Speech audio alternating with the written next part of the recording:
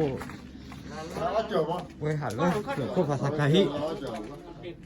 สุโคภาษาไทยเว้ยเราดูมาเอายอมได้แล้ว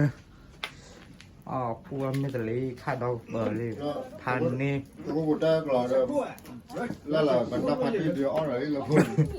เดินตึกได้ให้พวกเรามาประสิทธิ์ไม่แต่เลยค่าดอกเบอร์โอ้พวกมาสาวหมอจ้ะพวกเขามีออฟบีได้ดอกเบอร์จะกู้ยังเด้อ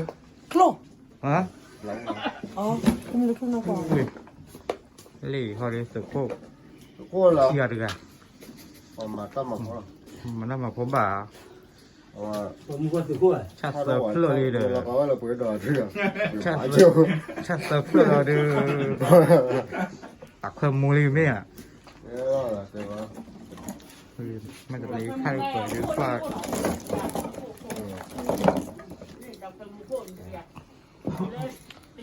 อ๋อเล่นกันนะแกป้าโจซาเหลือกุ้ยเหรอเป็นเน็ตที่นี่เขาก็เนี่ยบ้าหมาเราได้เขาจะซื้อบ้านพรเนี่ยว่าพูดว่าชื่อเนี่ยว่าเดี๋ยวให้กูละเส้นมึงขี้เล่นนะแกหมัดบ้าป่ะหมัดบุคคลอยู่ด้วยให้กูละเส้นมึงขี้ผมว่าหมัดกี่คนว่าที่นอกว่าให้ตัวนี้ใช่ไหมตัวชาติเมื่อเราเนี่ยสาวจ้าเห็นแล้วก่อนอ่ะโคพลังในหาผู้พ่อพอเดี๋ยวอย่างนั้นไม่จะพอที่มีเนี่ยอุปกิจจอยจะเปิดเลยบ้านลุยอยู่ให้เบื่อแล้ววันนี้ฮะให้เบื่อแล้วให้เบื่อมันเลยค่าเราเปิดดูว่ามันออกแบบบี้ดูออกแค่เลยทีเนาะเนี่ยออกเลยเนี่ยที่เราจะว่าดูว่าเรายืดเลยดอกเว้ยเว้ยเล่นละวันที่อ่ะวันละคำเราเล่นนะเล่นแล้วถึงยอมมั้ยมันจะเลยถึงที่จะเล่นละใครจะว่าช่วยเล่นกันนั่นก็ถูกไว้เราเลยจะได้เนี่ยแล้วใครเปลี่ยนใจที่คันนี้ดูถูกก็ไม่ระบายไม่เก่าเลยผมว่าถูกก็ผมว่าถูกจะซื้อกว่าเขาหุ้นเราคือที่บัวล่ะเขาหุ้นเรื่องนะรัวบ้าพวกไก่ที่หันเนี่ยเขาเรียกไปแค่หันเลยตะเขาเว้ตกเต้าแล้วตกคู่เว้อะตะคู่คือมันตะคู่ด้วยพวกมาเรียกเลยมาเลยยุ่งด้วยเลยไม่จะเลยอีกข้างหนึ่งไม่เจอแล้วเอาไว้เกี่ยวยุ่งอีกข้างหนึ่งหลอกกันหน่อยก็เลยสมรู้เอาพอละมาเรื่องต่อปีตะคุยเสียไว้หันลูกเราดูเปิดสิว่าล่ะไม่ง้อยตะคุยเสียไว้เลยกาแล้วภาษาแค่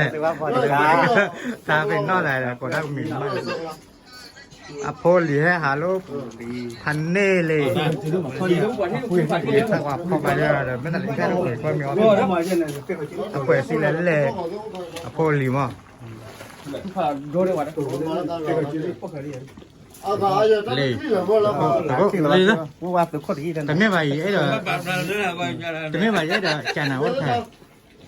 เล่นนักกีฬาจะเล่นนักขับยอดจะเติมเดินตลอดเลยเลยก็กรีนนะขาปุ๊บปุ๊บอะไรนะที่ไหนขาปุ๊บปุ๊บเยอะว่าได้ที่ขี้อะไร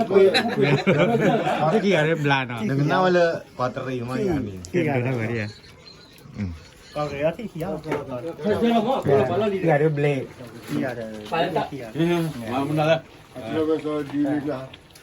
ไม่ลากาตีตายอยู่ดิตายอยู่นั่นแหละครับรอบกุมมอช่วยนี่ไม่ว่าหนูยืนปากขวาก็เตือนเองถ้าทำนี่เลยโอเคขอรู้ว่าปากขวาน่าหลับน่าฟังอยู่ยมโมโชกี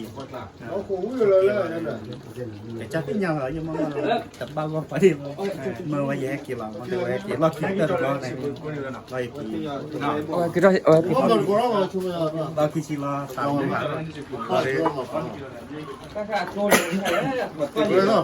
อย่าโตเราละแต่เพื่อชิวาเราเลยปากก็มากินเนี่ยก็มากินแล้วเดี๋ยวว่าท่านเน่าอีกเดี๋ยวเตอให้ที่ถ้าว่าเลิกได้เดี๋ยวได้เราดูสิพ่อเอาเข้าไปแล้วเพื่อสิว่าให้เกิดไปก็คือจะเลยเวลามันอะไรไม่เจอว่าbrother come back to USA you get trouble ทำอะไรก็แล้ว